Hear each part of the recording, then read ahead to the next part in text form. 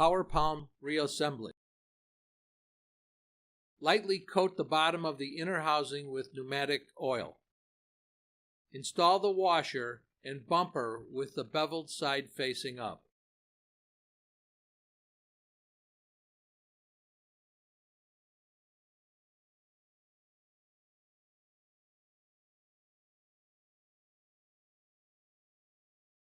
Lightly coat the piston O-rings with pneumatic oil, then install drive blade assembly into the nailer body.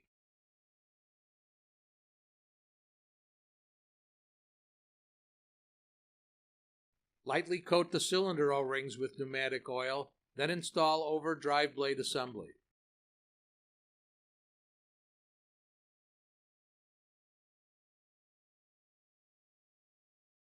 Lightly coat the slide cover O-rings with pneumatic oil, then install over cylinder.